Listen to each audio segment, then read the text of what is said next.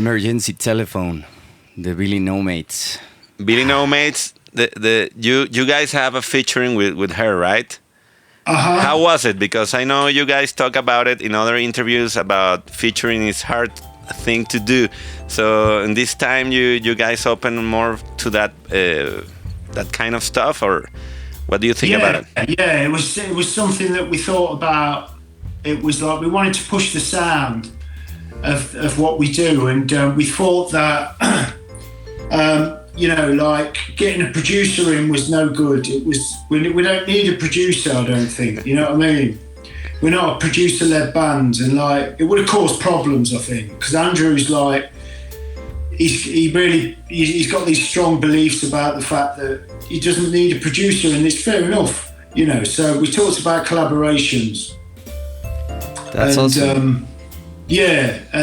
Trying to, as a way of trying to push the sound, you know what I mean? Yeah. It really worked out. You know, the one with Billy No Mates is, you know, it's one of the best songs we've ever done. You know what I mean? Totally. That's awesome. And also, not only the song with Billy, but also the song with Amy Taylor, that I have to say is one of my favorite songs of the year. I was listening to it last night, and I saw the counter on my phone of how many times I've listened to that song, because when the lockdown was very severe here, it was I think it was March or end of February. That was the time when this song came out, and it reminds me of my parents, because I used to go out and walk with the dog where my parents live, and I was just listening to this song over and over. I don't know why, but so I wanted to ask you. So what I like about this record relative to the past records is that you have poppy songs. Yeah. So what I wanted to ask, what do you think on going that road? Of course, you are very confident there, but I really love these songs, and you did something new in this record about that. Yeah, I think it just all came to head with it. You know what I mean? It's like we just got better, I think, and with each album we've done, we've improved slightly. But I think with English Tapas and Eaten Alive, which were the last two albums before Spare Ribs, they weren't so immediate. You know, there was a lot of experimenting going on, and I think a lot of people felt that they weren't as good as the other albums that came before them. But I think they were just stepping stones for Spare Ribs, you know. And I was thinking about this today, how you push your sound, and you know, we're not the type of band to like leave it for 5 years and then release an album. We do one every 2 or 3 years. So it's like you're kind of developing in the public eye almost. So sometimes I think your work's not going to be perhaps as, it's not going to strike a chord with people as much as, say, other stuff that you tend to do. And I think that's because you're learning, and sometimes your ideas perhaps aren't as powerful, you know what I mean? They're just works in progress. And I think Spare Ribs is an example of working towards a bigger sound that we wanted, but we couldn't quite visualise perhaps straight away, you know what I mean? Totally. Yeah, and you just said... sorry, my microphone was off. You said you are not a producer-led band, so when you decided you want to go for a more poppy sound, that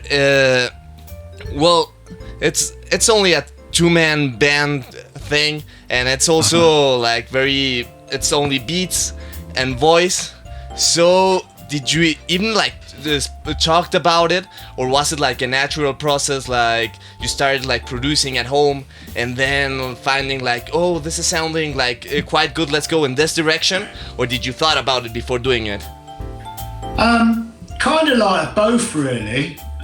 You know, some of the stuff on Spare Ribs is typical Sleaford mods, but it kind of is a bit different. Mm-hmm. And then the more poppiest stuff we really worked at, and we kind of discussed it a little bit, but, you know, me and Andrew know each other very well in the sense of working together. So there's not a lot of chat, it's just more work, you know, and we kind of, it's the unspoken thing with us where we'll just keep going, and if something's really good, we'll know it, you know what I mean? So it's a bit of both, really.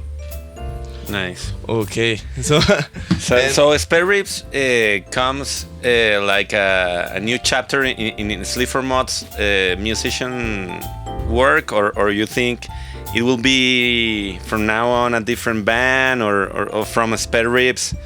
What are what do you think your future is in the music? I don't know. I think it's with Spare Ribs, with that kind of thing, moving forward, taking what we've learnt from that album, like we did from all the other albums, and moving forward. But I'm really keen to explore the collaboration idea a bit more, and just stuff like that. I think it's really hard to put into words, but you just hope that every time you approach a record, you've still got some good ideas, and I think that can be achievable partly by simply just being honest with yourself and working really hard, and I don't think you can fail to reach that target if you do those two things. You know what I mean? Yeah. yeah, well, I always thought about the Sleaford Mod sound. That, well, I met you with Eat on Alive because my mother once went for my birthday to a record store and she asked the salesman for a punk rock record for her son, so she bought that record.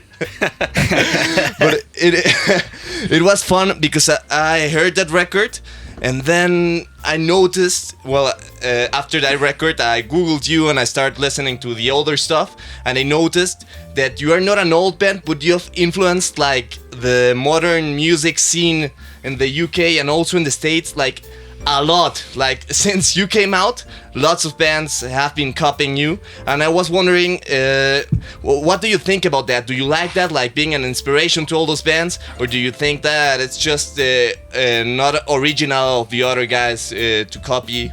What's your opinion on that?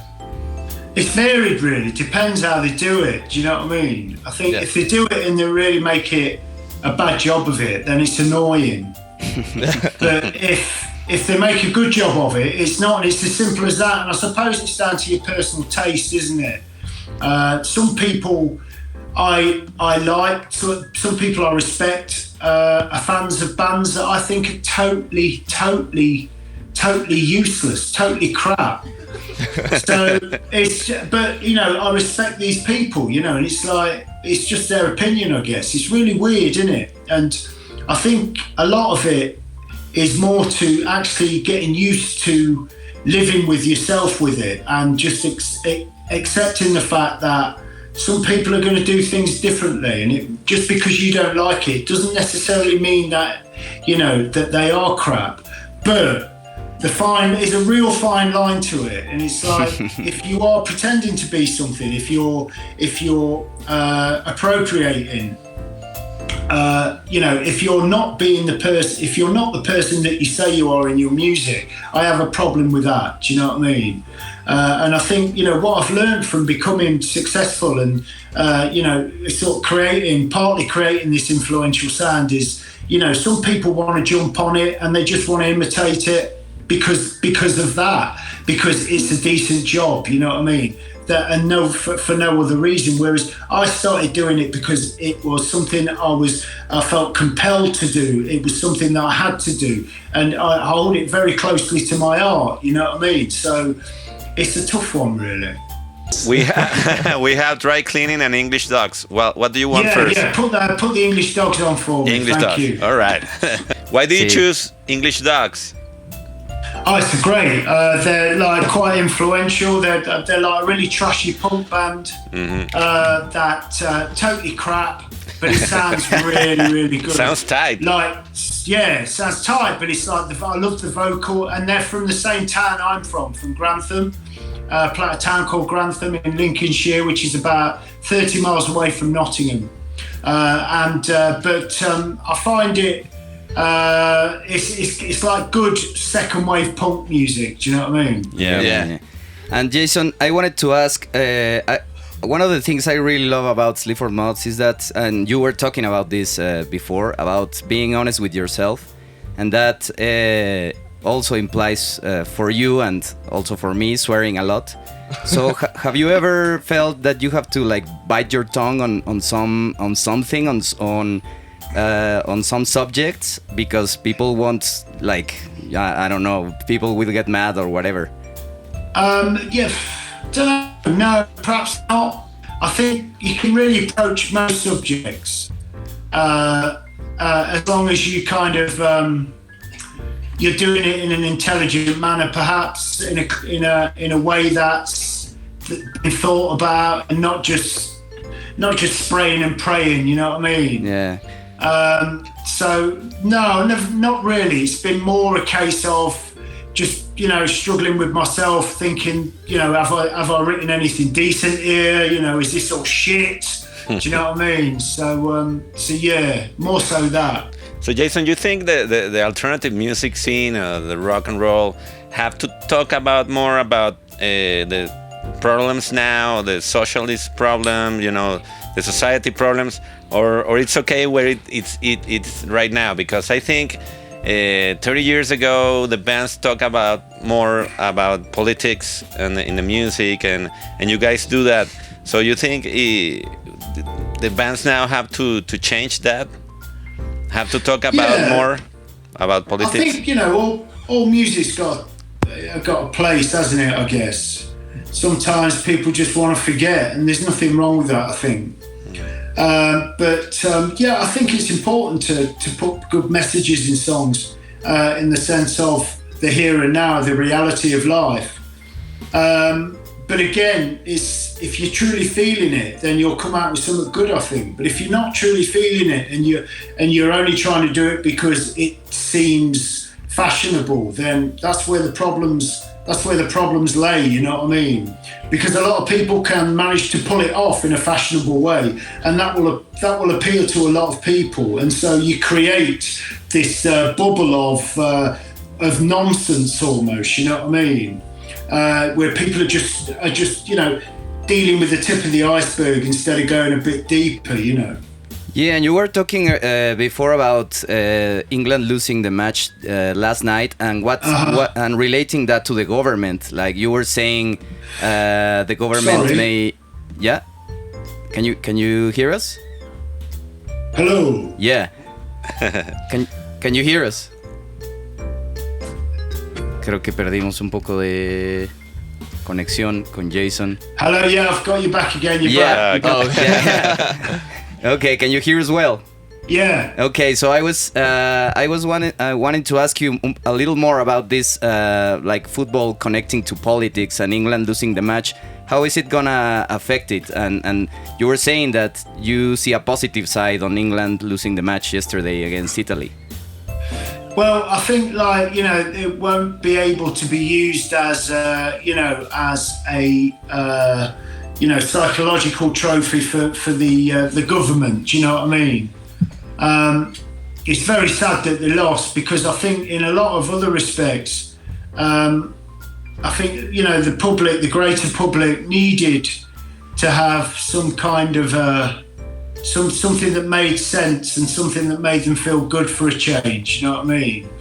And perhaps winning that tournament, especially with the characters that you've got in the team, people like Marcus Rashford and Sterling, and people like these that are very vocal about the injustice in this country, in the sense of racial injustice, but also in the sense of the oppression towards the poor.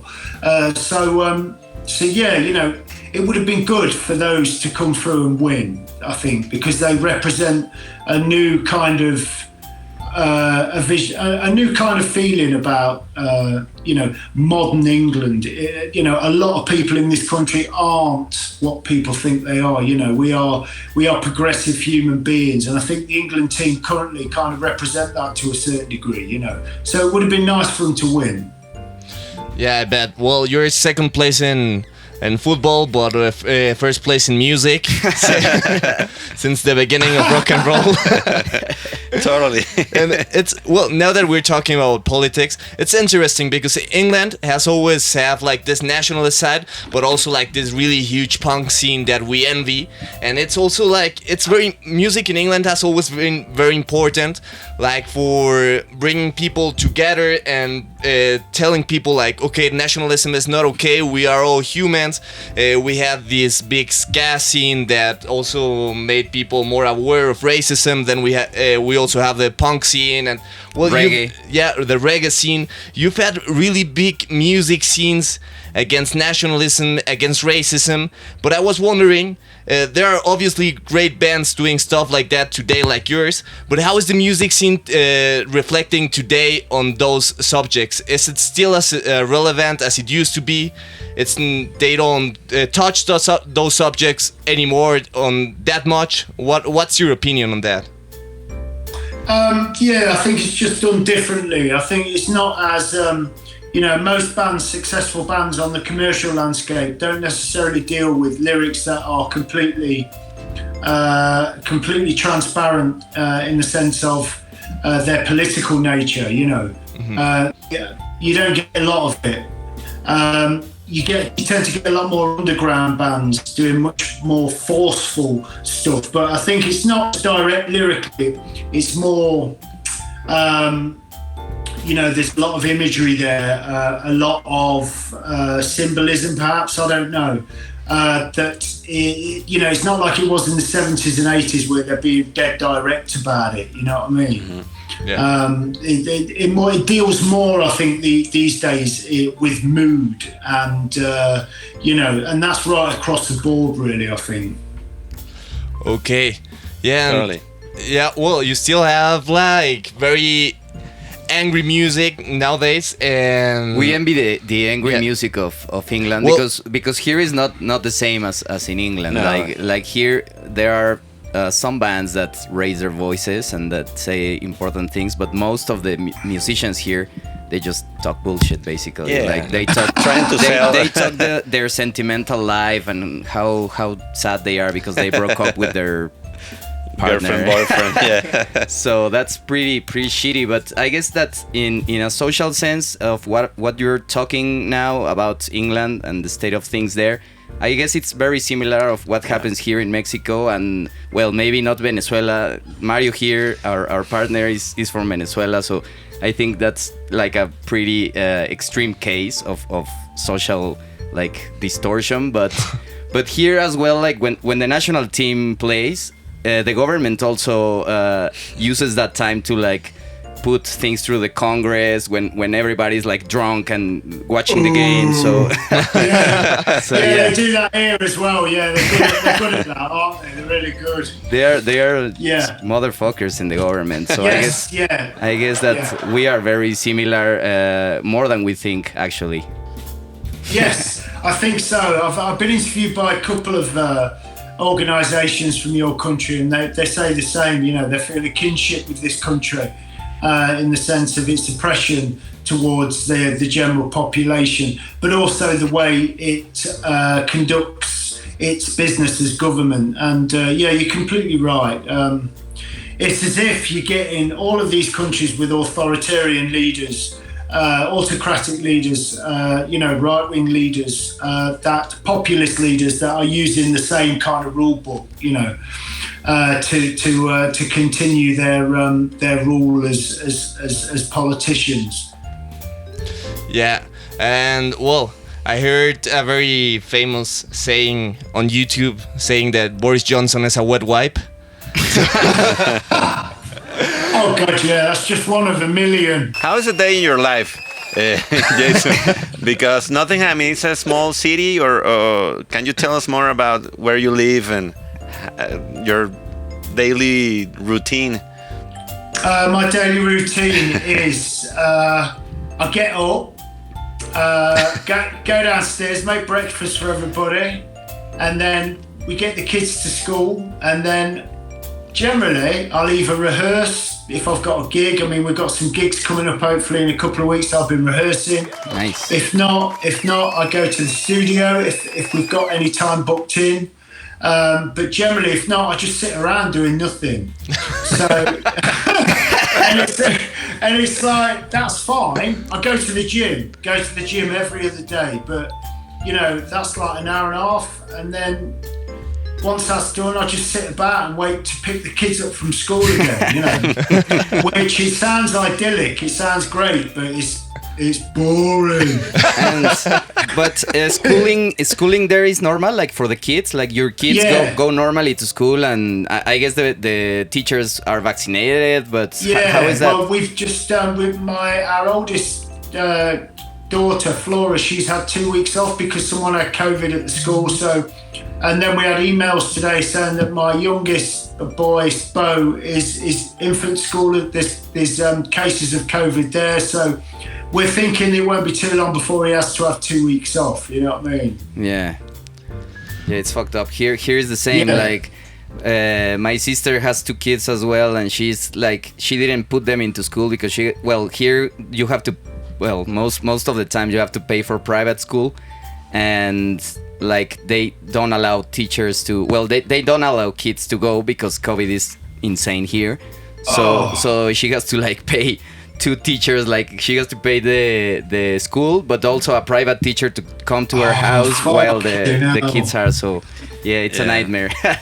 Expensive gosh. kids. It's expensive, because of course government education here is bullshit, and they put like education on TV like during the lockdown, and they are pretending to give like home classes to students, but of course it's the government saying bullshit all day. Sure. Fucking hell! I hope you get it sorted out soon. Definitely. Yeah, we won't, but It's a fucking trap, man. What's big time? What's even more interesting about what you said than school is that you have some shows coming up. So, how's the situation with live shows in the UK right now? There isn't any really. There's been like pilot shows where for the government to get an idea of what the transmission rates would be like, and they've gone really well. So I think by July the 19th, the country plans to open up again. Whether or not that's going to create about 10,000 new variants remains to be seen. I mean, you got to laugh about it. Yeah. If you don't, you're just going to cry, Yeah. So, fingers crossed. Hopefully, the gigs will go ahead and they'll continue, and things will get slightly better. But I don't think we'll be doing any gigs abroad until next year, March time. Okay, and I saw on the internet that many British bands were posting something about a law that I didn't quite get because I'm not a British musician, but that you have to play, that you can only play like 3 gigs outside of the UK and then you have to come back, something like that. Can you explain more about it? It's because of Brexit. If you haven't got the right, I think it's really complicated, but you can only stay in a certain part of Europe for so long, which is up to about 2 or 3 weeks or something. But I think there's a lot of complications with that because different areas in Europe are obviously they're different countries, so you're going to have different rules and regulations. So I think it's going to be quite messy, really.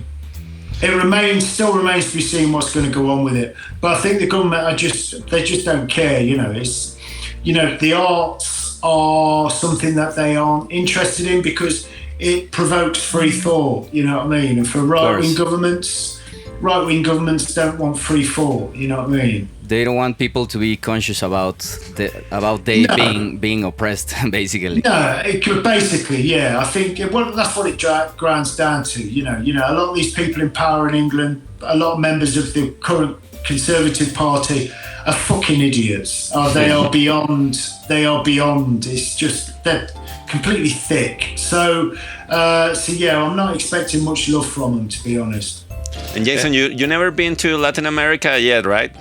No, not yet, but we plan to come soon. I think we're looking probably next year or the year after that. Well, when you come to Mexico, bring your stomach medicine. Yeah. Oh, really? Yeah. Yeah.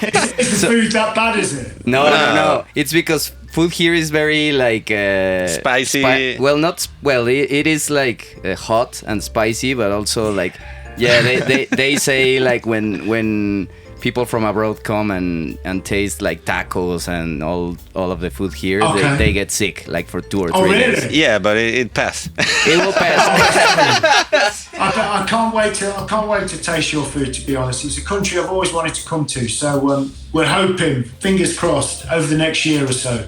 Sure. There's actually a story about the Queen visiting Mexico, like a long time ago, and the president gave her like Echeverria was the president, who was a fucking idiot, but he made like a dinner for the Queen and for the King, and they both got sick from the food. Both. Oh, really? Yeah. Well, they were nice tacos. They deserve that. So there is no escape. There is no escape, Jason. You're gonna.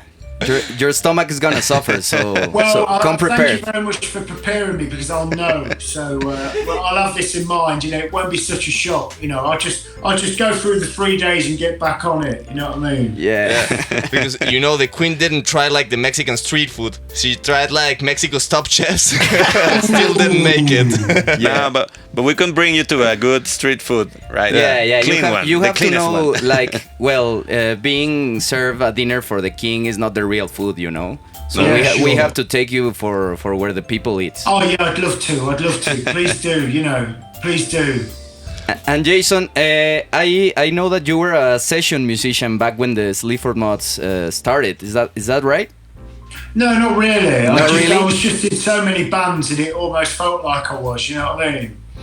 Sort of like jumping from one project to the other. Because I could sing quite well, you know, you get people getting in touch and asking me to join their thing, and you know, I just thought the more I did, the more I'd learned. But you know, it'd be a fast track to fame and fortune. But I was wrong about that. I was imagining you playing like the cello for a jazz band or something. Oh fucking hell, no!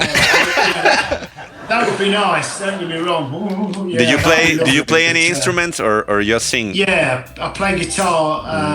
Okay, I'm all right, you know. But that's it. And why did you decided to drop like bands and musicians with guitars and drums?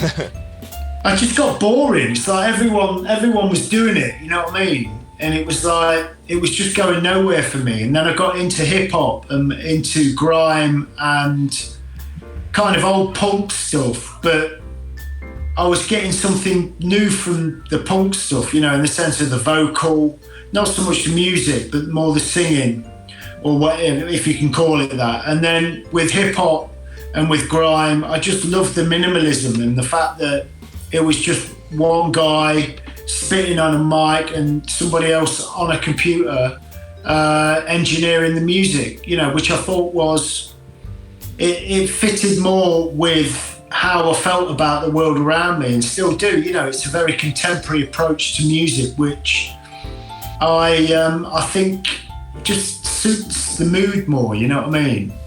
Yeah, and it's really funny because whenever I show like Sleaford mods sessions to people here at the studio or something like that, some people say like, "Oh, I love British hip hop," and some other says like, "That's really punk rock." Yeah. And so people never agree whether it's punk or whether it's hip hop or whether it's spoken word. Yeah. But that's the amazing thing about Sleaford mods, I think, that it's so versatile. Thank you. Yeah, Thank and you very aggressive, much. and I feel aggressive in a way, you know. It's like it's you're pretty saying aggressive. something, you know. and we try to listen the voice, because many times I hear songs that I don't care about what they are saying, you know. So I'm just like, all right. But with your lyrics, you try to check what you're saying, because it feels like I have to listen it, you know. That's amazing, Thank you. and you have to say hi to Andrew from us, because his job is I fucking will, amazing. Yeah.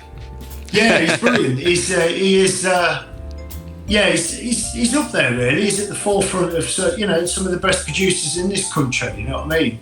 Some of the best beat makers. You know, he's got he really works. I really find so much in what he does. You know what I mean? It's they're always really interested in what he sends over because he never sticks to one formula. He doesn't stick to one thing. You know, he's not got a single train of thought with it. It can be anything. You know what I mean? Yeah, totally. And that's also, you are in the national music team of the UK, which is Rough Trade. I just saw a post that you were Rough Trade's in the Rough Trade's list of best albums of the year. Yeah. So congratulations. Yeah. And here too. Yeah. Spare Ribs is on very high rotation here, so we don't give a fuck if people don't want to listen. They have to. It's Thank amazing you. I'm album. very honoured. Very, very honoured. Thanks for your music, for your time today, Jason, and hope to see you soon in Mexico. Yeah, you take care.